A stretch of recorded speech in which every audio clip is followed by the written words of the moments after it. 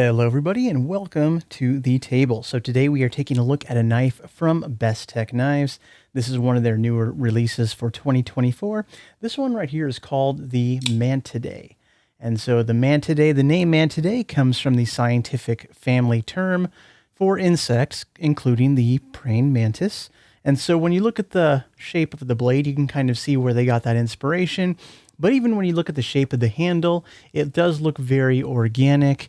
Maybe insectoid in a way. So you can kind of see they got their inspiration from nature here. So kind of a very clever play on words there. So the Bestech Mantidae, that's how you spell it right there. So I like the kind of the use of the scientific term for this knife. But this is kind of a very interesting folder. And when you see it, you might think it's very purpose-built for one particular task because it has kind of this very wicked shaped blade.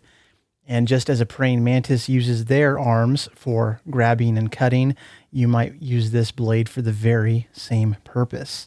And what's interesting about this design is there's so many variants of it and colorations. This one right here we can see is all blacked out. So we have black G10 handles. We have this blade right here with the full serrations. But they also do have this knife in plain edge and with various colored G10 handles. So you can get it in a few different colors like green and stonewash, things like that, depending on your preference. This particular one I picked up just all blacked out because I wanted to see the full serrated blade. And you might think that the full serrations would be a disadvantage when it comes to things like sharpening, but for this actual type of blade, I found it has a very useful purpose. And so rather than just call this something like a wicked self-defense tool, something like that, this blade shape, especially with serrations included, makes a very handy gardening knife because as you are cutting weeds, cutting things in your garden, being able to pull a blade towards you and get this sawing action from the serrations can be super useful. And in fact, one of the knives in my collection that I've used for that sole purpose is actually right here. We can see something of a similarity. This one comes to us from Boker Plus. I think this is called their... yeah, right there. So the Jim Wagner reality-based blade, but we can see this section of serrations right there with that recurve. So we can see again the similarities in that blade shape right there. And now this blade just screams tactical and everything, but believe it or not, I found it super useful to get in and get weeds and plants out of the garden because this section right here just cuts like a dream. And especially if you have like slightly... tough weeds, woody weeds, things like that.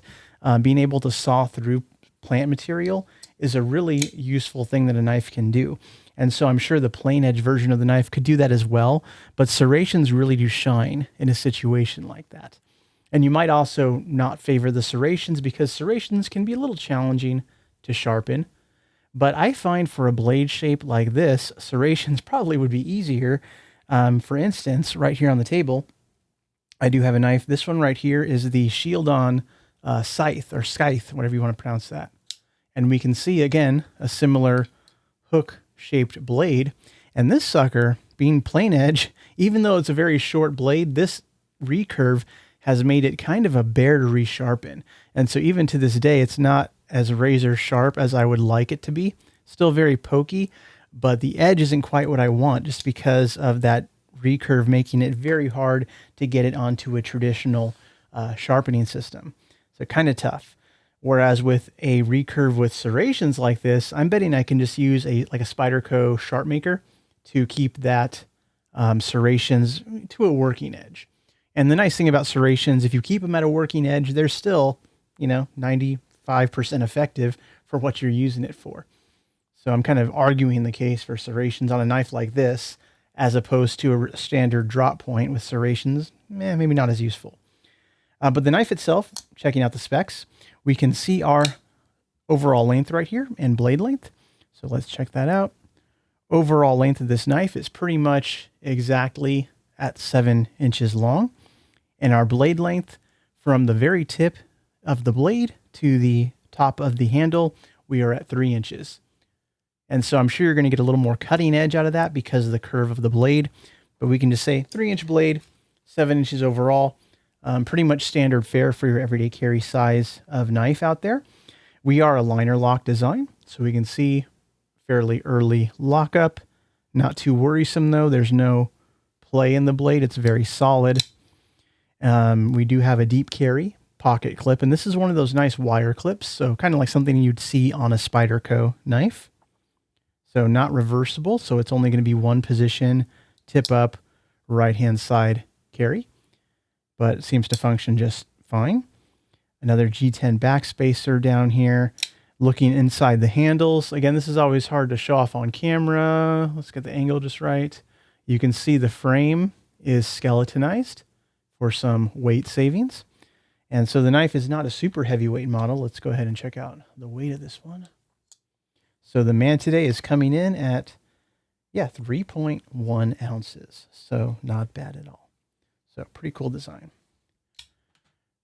On the blade itself, we have the Bestech Knives logo right there, as you can see.